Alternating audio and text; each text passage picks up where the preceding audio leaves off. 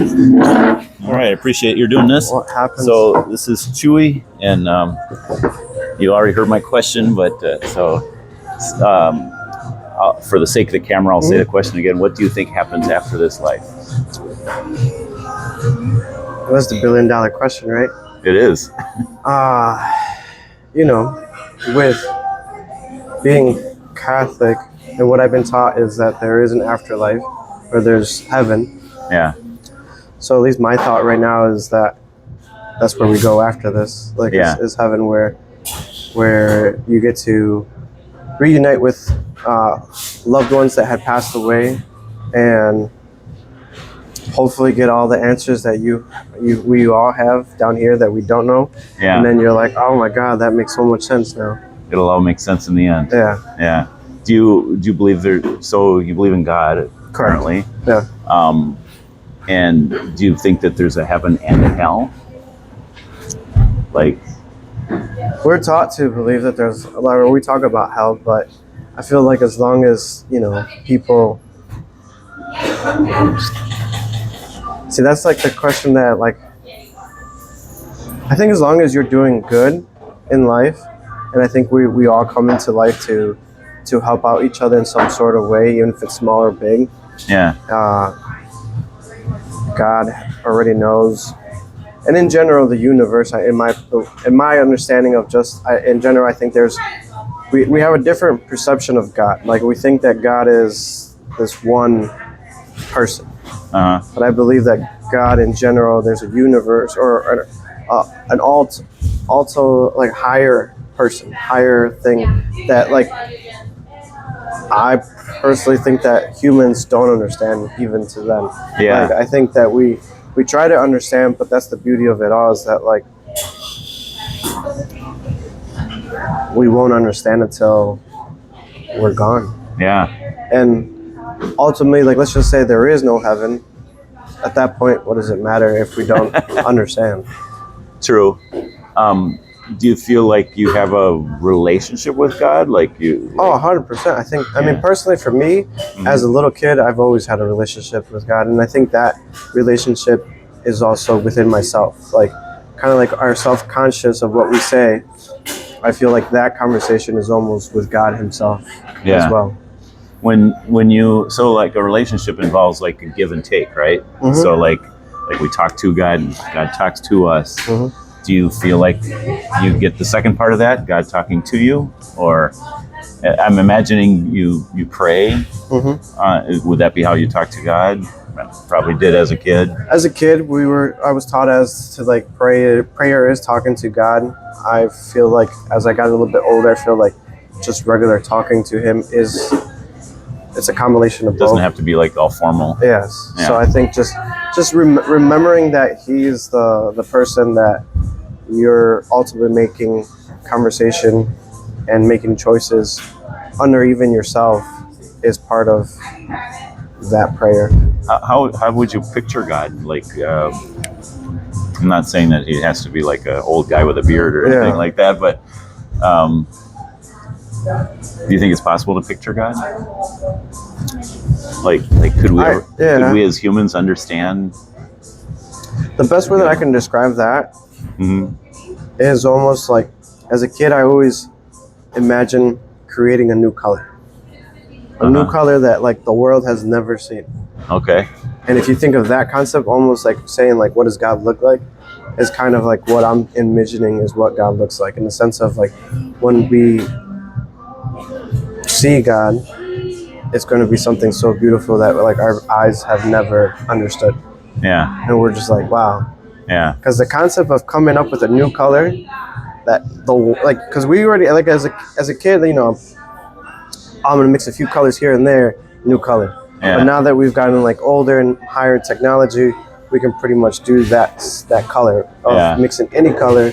Well, I think of all the different shades between the colors. Exactly. Are you an artist? Yes. Would you say? Yeah. So you kind of think in those terms. Exactly. Yeah. And so there's beautiful moments like that happen all the time, where it's just like, even like now that I'm working in the industry of taking videos and photos of food, there's moments where chefs will introduce me to a new food that, like, I feel like that's as close as I can get to like almost a new color of tasting a new type of food. That, and I imagine you put a lot of your artistic talents in your videos. 100%. Yeah. I think that's it's going tying it a little bit back to religion, is that it's a gift that, one, I'm blessed with, and two, I can use it to, live off. Yeah. And three is now to give it back in different sorts of ways to in general, what I believe is what we're put into earth is to help back. Yeah. I think that's the ultimate blessing of a career, is if it's something that you're interested in, something you're good at, have skills for, something that helps pay the bills, but also helps you feel like you're contributing to help others. 100%. That's awesome. Yeah. Sounds like you found your niche. Oh yeah. That's one of the things that, like, the last 4 years I've been doing my own thing. So in general, it's like, the way that I see it is like, everything that I do is a sort of going back at some point throughout the week and just saying thank you for this opportunity. And that thank you is ultimately to God. Yeah. Of saying, like, as long as you continue blessing me with this opportunity, I will continue to give back to our own people. Yeah. And I think,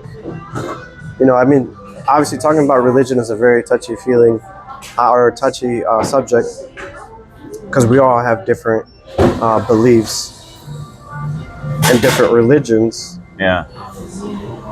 But I think after everything that I've been taught, I feel like we all have to come down to our own conclusion of, like, what is it that we truly believe. And I think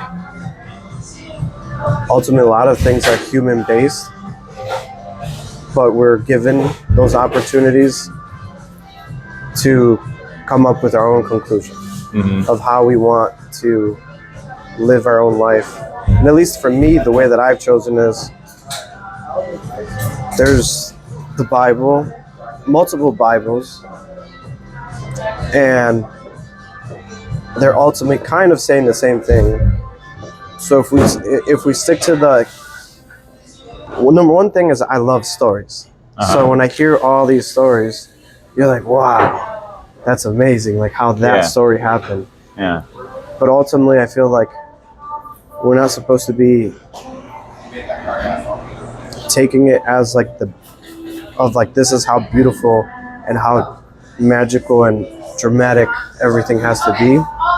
I feel like we have to go back to the basics of what was the point of that story, because that's the same thing that happens every day in our lives. We could choose to either help someone, even if it's picking up a pen that they dropped, but you can tell that they're going to struggle a little bit, or we can pretend like, oh, okay, they got it, and walk away. Yeah. But I feel like that's where people mistake, where it's like helping out other people can be as small as that. Yeah. And not like, well, if I was rich, I would be going around helping out as many people as possible. Because there's all sorts of opportunities all around. With the little bit that you have, you can always help someone. And even just opening the door and acknowledging that someone's walking in. And taking the extra 1 to 2 seconds to let that person come through. Right. So I think, and I know I'm going to get off topic multiple times, but I think it's in general, like, I feel like there is no major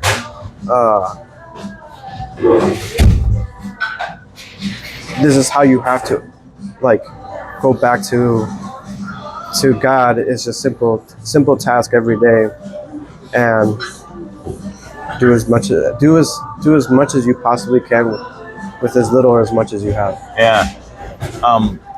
So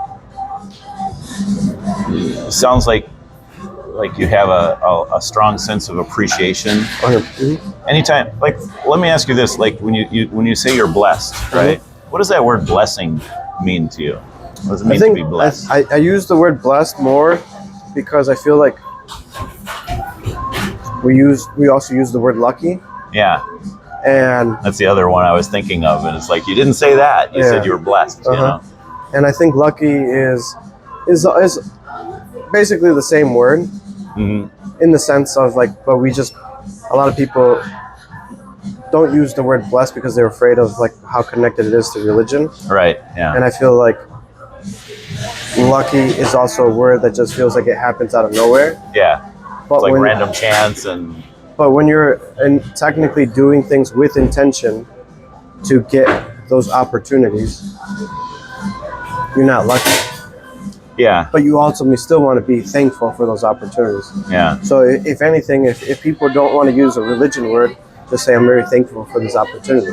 Yeah. Yeah. Thankful. You could say fortunate. Mm-hmm. You know, I'm very fortunate. That kind of leaves God out of it. Mm-hmm. Blessed is related to religion because it's basically saying we're getting something we don't deserve. Mm-hmm. You know, like God doesn't have to give us these wonderful things. And the other part of it is that it's someone else is giving them to us. Mm-hmm. So fortunate, I think, is kind of neutral because it's almost like saying, well, it's the luck of the draw. I'm fortunate to, be living in, whatever I'm fortunate for. But blessed is like, no, that's giving credit to God for giving it. And it's also saying something about myself that, you know what, I don't really deserve all this, you know. But do you feel like the good things in your life, do you feel like you deserve them or that you don't deserve them? And either way, I'm going to ask you why, you know. No, I would say that I deserve them in the sense because I initially move everything as much as I can with purpose. Like meaning, at this point in my life, I feel like for the longest time, there was these moments where I'd feel like, when is my opportunity going to come? And it's like, I know that I'm meant for something great, but at least right now, these moments, and those moments can come in, not necessarily like, for example, like right now I'm doing what I love to do. Yeah. And I'm blessed enough again to get paid to do it. Yeah. And opportunities to continue to present themselves. Yeah. At some point earlier, I felt like those opportunities were really far away. Yeah. You're looking in the future, you're having to be patient for the opportunity to come. And at starting taking photos at age 17, getting one opportunity to take one of my classmates' senior pictures and her mom paid me $100 was like, what? But I never took it as an opportunity. There's good money in there. Yeah. I was like, at 17, ultimately, like over 15 years ago, that was good money as a as a senior, senior. What a shock, right? Yeah. I was like, I just did it for fun. Like I just got the camera and I'm just doing it for fun. Yeah. But never in that time did I think, oh, let me go full time on taking photos. Because my mindset was never really business like that. Yeah. It was more like, I just love taking photos. Yeah. And as time kept growing, opportunities kept kind of presenting themselves to continue doing some photos on the side until ultimately 4 years ago where I just went full dive into it. Yeah. And I feel like there's also like, as much as people believe in bad karma, I like to believe more in good karma. So instead of worrying about like, that's what I deserve, I feel like bad karma. It's like, no, the more you help, the more also ultimately the universe will help give you back in return. Yeah. I mean, the Bible does say God is a rewarder of like God rewards our good behavior. He rewards things, but I think we also know that sometimes the world isn't just, so sometimes people get a bad deal, and the best people can die young, or things don't go their way. You know, so it's not guaranteed, but when it does happen, I think that we're blessed. Yeah. No. Yeah. 100%. And I think that's one of the things that's even like tough with like, I guess like the way that I use the camera a lot is the way how I see life a lot, because it's like I'm always seeing pockets in life, even in normal day life, of how in a sense, I always like to see it almost like how much like of a movie it is. And it's like when you notice those little moments, and you can capture those little moments to show the world how beautiful those little moments are. Yeah. We can appreciate life a little bit more. I think, some of the best artists, it's like they saw something that most people don't see, and they had a desire to kind of show that to the world. It sounds like that's what you're saying. Exactly. Yeah. And I think and even though it's food, right? Is it all food or? Well, food ultimately we all need something. We all need to eat. Yeah, yeah. So I think that's like the beginning of it, but the beginning of like enjoying a delicious meal, especially when you get to gather around other friends and family, and everybody's ultimately smiling because they're enjoying their food, and no one's complaining about like, oh, this is not that good. Majority of the time, food is at the center of it all, of a good time, and it's not getting the credit. Yeah. And for helping to make the time better. Exactly. And I think that's where like, some appreciation, and that's where like I feel like I come into play of like, without this, what would we be doing right now besides? Yeah. My one son is a former art teacher and a foodie.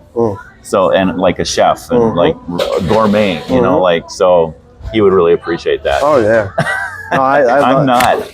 I drive him crazy because I'll just eat anything that's put in front of me, and But eventually, and that's the fun part though, is that like I never used to be that critical with food, but it's like all of the presentation. Like he's all into the presentation. Oh yeah, and it's like I was telling actually one of my friends yesterday, he owns a restaurant, and it's like my palate has been ruined because of all the good food that I've had.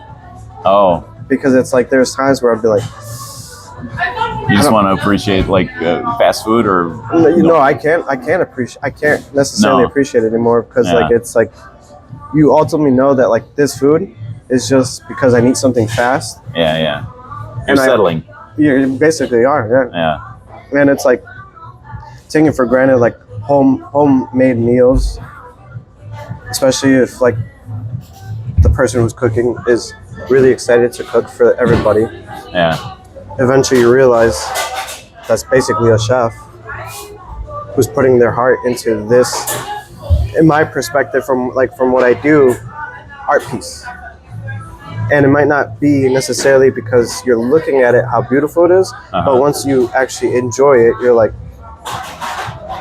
this is good. Yeah. And I think that's one of the beautiful things about life, art in general, is that like when you look at something, when you touch something, when you taste it, smell it, and it makes you smile, what more do you want in life? Did you ever see the movie Chariots of Fire? I have not. It's about an Olympic athlete.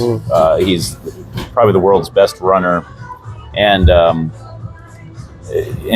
but he's using his running. He's a Christian, and he's using his running as a kind of a platform to spread the gospel. And so like when there's press conferences and stuff, like he'll talk about his faith. And so the press asked him some questions about like, what do you feel when you run? Why do you run? How can you run so fast? And how does that make you feel? And stuff like that. And he says, when I run, I feel God's pleasure. So in other words, he's doing what God gifted him for, and he feels the pleasure of the Creator continuing the creation through him. And I feel the same way. Like I renovate house. I'm renovating a house right now, and when I do a good job on something, I like to stand back and feel like proud of, feel good about it. And it's not pat myself on the back. It's more like, thank you God that I was able to do that, and it turned out really good. And I don't know if that makes sense, but no, it makes 100% sense, because once I'm done with the video and it turns out really good. Sometimes you like to go back and watch it, I'll bet, and just I've watched it that turned out times, pretty good, Oh yeah. Yeah. And I think that's where it's like comes kind of questionable, or in the sense of like people start being worried because like this athlete, he said he actually put it into. I'm assuming like at that time he was being reported or like recorded or like someone was doing an interview with him. Yeah. And he put it into the world to use the word God. And it's not necessarily that everybody's like embarrassed to use his name. I think as long as within the heart, that's where it's coming from. Yeah. God himself knows. Yeah. He or she is doing it. Yeah. Like, thank you. Like, again, like, I feel like sometimes, like, God, because, like, from what I understand, and at least what I believe, is that, like, God, we're all in the image of God. Mm-hmm. And if that's the case, me, myself, sometimes don't like to take full credit or, like, want everybody to be like, oh, that's the person who did it. It's like, no, I helped out just because I wanted to help out. Yeah. And as long as you, like, it actually helped and made you happy and whatever the sense was, just made your life better, that's all I care for. Yeah. So that's where, like, I feel like opportunities like this, when we can talk about him, we'll talk about him. Yeah. But it's like, for me personally, it's not like it makes people nervous talking about religion. Yeah. But ultimately, I feel like, and we obviously don't know all the time when someone's doing it, but ultimately, as long as people are doing good, life is better. Yeah. So, in that sense, it's like, and then I remembered going back to showcasing or you know, in public, putting God out there. I remember I was on an airplane flight and we landed peacefully. And for me, I always love airplane flight, or like landing, because sometimes when you see that plane flying, you can feel it when that plane's flying a little sideways, and you're like, this is right. And I'm just like, this is gonna be a good one. I'm interested to see how good this pilot is gonna be, because it's gonna be a rough landing. But you know, as soon as we land, I always do the sign of the cross, and I remember there was this lady next to me, and to be very transparent, we were coming from Mexico, so there was a lot of Mexican people in that plane. Probably a lot of Catholics. But she was American white. And in my opinion, I was actually a little nervous to do the sign of the cross, because I was like, I hope she doesn't judge me. Oh, yeah. But I was like, that's like one of the, obviously one of the things we struggle with sometimes is showing our religion, or someone who's not so out there all the time. Yeah. But I remembered after I did it, she did it too. Yeah. And I was just like, huh. And then she later on said to me, it was so relieving to see you do the sign of the cross. Yeah. And it could be a blessing for others. I think we're often quick to think we don't want to offend, but I remember driving down a street, and an ambulance came by me. And so I was kind of following it, but slowing down too. But anyway, I was looking on either side, and all sorts of people were giving the sign of the cross as the ambulance was going by. And I thought that was so cool. And it was like, yeah, I should be not just doing that, but praying for whatever the situation is. Like, I'm maybe annoyed or whatever that I got to pull over, but no, there's someone in there, and there's families involved, and this is, they can use our prayers. Exactly. So, and I that's something that I do all the time too, or at least I try to every time I see an emergency vehicle, specific an ambulance going by. Yeah. Because it's either going to pick someone up or it has someone going back. Yeah. And that just comes from personal. And if you didn't have any outward sign, no one would know you're praying, like, and so maybe they wouldn't be reminded to pray, so I don't think it's making a show of anything, especially if that's not our intention. So it's kind of a cool thing. No, yeah. And I've been to churches where, like, I could be worshiping and, singing, or actually I could be, kind of mouthing the words, but maybe my mind is somewhere else, like in the Bahamas or somewhere, like I'm thinking about something totally different. And then I see other people around me, you know, like maybe it's a real expressive church where people raise their hands or whatever. And then I realize, oh yeah, that's what we're supposed to be doing here. And so I don't see it as like a show or anything like that. I see it as more like a friendly reminder. Maybe that's not even what they're trying to do, but I'll take it as a friendly reminder that, yeah, that's what we're here for. And let me get my mind back on what I'm doing, you know. And a reminder that it's okay to express yourself. Yeah. So let me ask you this, getting back to that original question. If you died, Chuy, and you're standing before God and there is a heaven and a hell at stake, do you believe that you would end up in heaven, and how could you be sure about that? You know, because I want to see you there. I always tell people that it's like you know, I don't know you, but would want the best for you. You know. Thank you. Ultimately, I would say I believe that I would. You know, feel like I've done, and I've continued to. My goal is to continue to do good.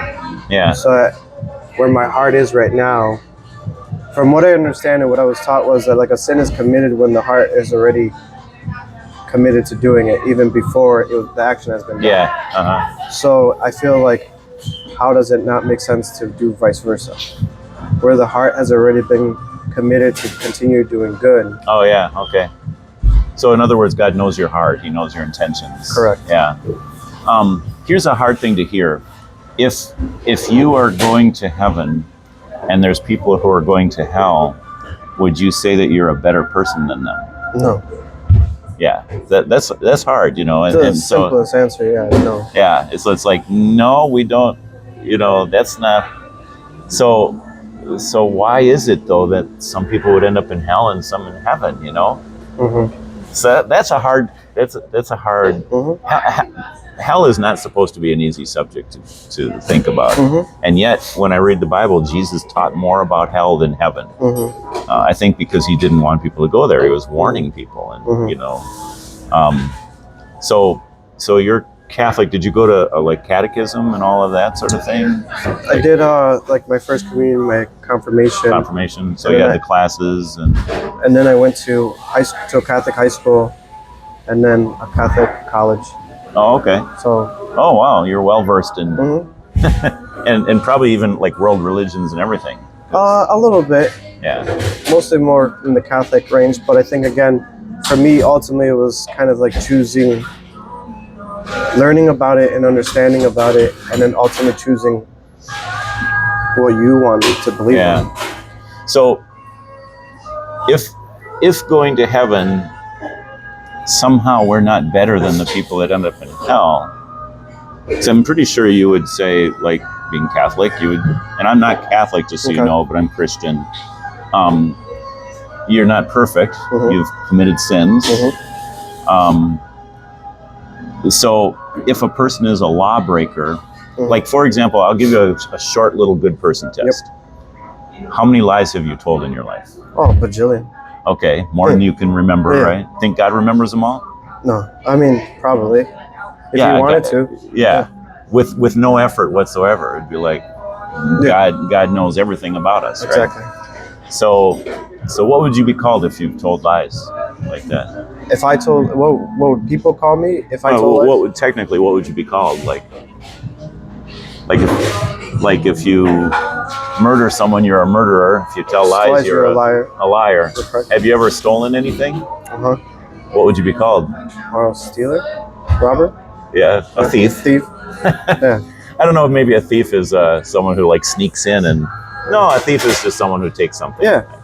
So you're guilty of those. I probably haven't done, taken anything in a long time. You probably exaggerated, like there's a lot of different levels of lying. Correct. So have you ever, so I remember you were talking about like if you commit something if you do something in your head. Correct. So Jesus talked about that. He said it's wrong to murder, but if you've hurt people with your words, if you've called your brother a name in anger, you're in danger of the fire of hell. So So it's almost like you're committing murder in your heart. Correct. Something you'd be guilty of, calling people bad names, or correct. At some point, I'm sure I did, especially as a little kid. Yeah. Adultery is wrong, sex outside of marriage, but Jesus said, even if you look with lust, you're committing adultery in your heart, guilty as charged. Okay, you and me both. So without even going through all of the 10 Commandments, you know, like you'd sounds like you'd be a liar and a thief and a murderer and adulterer at heart. If it comes down to that, if on Judgment Day, would you be guilty or innocent? That's the $1 question. No, that's the thing is that I feel like, and all these things is what I feel. Like, ultimately, once we get there, he's going to be like, well, this is what you did. And like, I have a feeling that part of what makes you have so much gratitude in your heart is because you know you did these things, and yet you know God loves you anyway. Correct. Yeah. Because it has been said that he said that as long as you repent, but repent is also such a big religion word. And so in that sense, as long as like you, there's moments, and we've seen it like in movies where a kid and even an adult, but specifically a kid, is going through all these processes of like jealousy, anger, and is going against, like, let's just say there's a movie that I'm thinking specifically is Narnia. And the middle child is one of like the middle child, and he's basically doing all these things out of anger because they are no longer with their mother, and it's just the brothers. And now, is this Chronicles of Narnia? Correct. Like the C.S. Lewis? The first one? Yeah. I'm not real familiar with it, but there's moments where you're feeling like, when you're watching it, you're like, why is this kid, specifically the sibling, telling on his siblings, which is getting ultimately his siblings in trouble, but he's the only one who's escaping, but because he's helping out the bad person. In the sense of, once he realizes, like we all know as we're watching this whole movie, or this whole story being outplayed, you know that like ultimately he's only doing all that out of anger, jealousy, and all these things, but it's not right. Eventually, but as the siblings get in trouble or like are in danger, they're still trying to help out that one brother who's lost. And there's stories out there too. It's like, well, I think there was, I don't always remember the names of them, but it's like the one brother who, two brothers went away, one, or at least one, was always around or something like that. Then, the prodigal son. And then when he comes Jesus back, parable. Yeah. And then they throw a big party for the son who returned. Yeah. And ultimately, that's kind of like what I'm going to, is that like, that's why God ultimately understands and forgives us for everything. Yeah. So it's like not necessarily doing sins on purpose and saying, oh, it's okay, he's going to forgive me. Yeah. It's understanding that you did a sin in the past, and then truly being sorry and understanding that it was all wrong. Yeah. And then continuously to try to move as positive as possible. We're ultimately still going to make some mistakes. Yeah. But the goal is to ultimately also remember that we're all good. One of the things that really helps me to be even more grateful for what God has done in my life, it's one thing to say, okay, well, God, I'm a sinner. I don't deserve God's attention. I don't deserve his patience. I don't deserve his kindness. I don't deserve the food on my plate every day or the shoes on my feet, you know? And yet God gives those to me anyway. So I'm grateful for that. But the thing that makes me even more grateful is, and it kind of has to do with what Jesus did on the cross. Well, it has everything to do with it. The fact that I have sinned and broken God's rules, you know, like I've stolen, I've lied, you know, all of those things, I not only don't deserve the good things God gives me, but I actually deserve to be punished for it. Because God, yes, he loves you and I, but he loves justice. And so justice means there must be a punishment for the crime. And so a lot of times we don't realize, yeah, God is good to us, not just because he's kind of like overlooking our sin, you know, like forgetting about it, but that he's actually paid a huge debt to pay for our sin. So instead of me spending that eternity in hell, which is what I deserve, I don't deserve to be with God, with my Creator. I deserve to be like cut off from him, just like, you know, like Adam and Eve, like they were kicked out of the garden. Like we're cut off from God. So I not only don't deserve the good things I have, but I do deserve the bad thing, like punishment. And so instead of that, that's why Jesus went to the cross. You know, like, you know, that as a Catholic, Jesus died for our sins, right? And so there was a price to be paid, like a sacrifice that God made. And so it's not just like a simple, oh yeah, boys will be boys. You're, you know, I understand you're sinful, but I'm going to just be nice to you anyway. It's like, no, my sin had a tremendous cost to it. And God paid that cost. Kind of like if you go to court and you've got to pay a fine, and someone comes in the court and says, well, I got Chuy's fine. I you know, like the judge says to you, Chuy, you have this $100,000 fine. You know, like, do you have the money? And you're like, I don't have the money. I can't pay it. You're gonna have to pay it the rest of your life then, you know, or whatever. Someone comes in and says, no, judge, I already paid it a long time ago. And so the judge turns to you and says, okay, do you still want to pay your fine yourself, or do you want what he's already done for you to apply to your account? And that's what Jesus did. You know, like he long before we were ever even born, he took the punishment in our place. And so now it's like, yes, I'd be foolish if I didn't. Like, it's already been paid, you know. Maybe if saying that would put him on the cross, maybe then it would be harder to say, yes, I'd like that to be. But no, he already went to the cross for us, you know. So now how can I respond? Well, I can respond with gratitude. You know, he gave his life for me. How can I give my life for him? And so for me, I'm a retired high school teacher. And so one of the things I did because I became a Christian in my late teens, and I decided I'm gonna try to, you know, like, use my career as a way to show God thank you for everything that he's done for me. And so, you know, teaching became my way of expressing my gratitude to God. And for you, you know, your career can be the same thing. Like, you can find ways to, whatever you do, you can find ways to do it for God's glory and to honor God and to thank him for what he's done for you, you know? So I know you're I could tell you're a person who's very, like, has a lot of gratitude towards God, but I guess I want to challenge you. You don't even know the half of it, of what God's done. Well, maybe you do. I mean, you're aware of what Jesus did on the cross and all of that, but do you read the Bible much? I don't keep up with it, but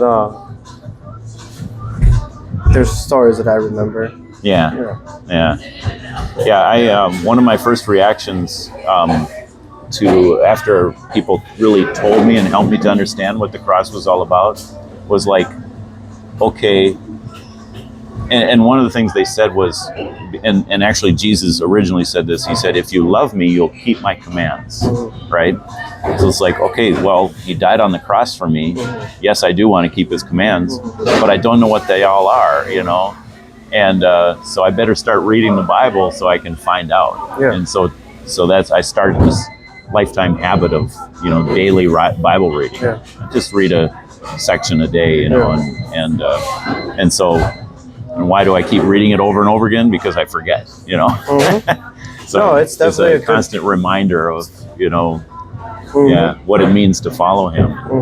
So No, I think it's a really good book in general to learn lessons and remember things of what we're supposed to be doing. Yeah. But I think we're dragged down by just the day-to-day mentality that's called secular. It means just living for the day mentality of the world. And to read the Bible on a regular basis takes us out of that and helps us to see the bigger picture. I mean, before you know it, we're running late and we have to focus on other things. And I think that's the unfortunate part. In any world where you're pressured into feeling like you're always running behind. Yeah. Where there's a book. It's called the what's it called? I forget. The Tyranny of the Urgent. So it's like all of the different things in our life are like urgent and demanding our attention, and that can be tyrannical over our lives because it makes us forget, the higher things and the more important things. And the more important things are some of the simpler things too. Yeah. So to be able to appreciate them. Yeah, 100%. Well, I'm going to turn this off, and when I do, I'm going to ask you how I can pray for you. Okay? Sounds good. Yeah. And then I'll give you my card, and you can see like where I post this Sounds kind good. of thing. So Thank you so much. all right.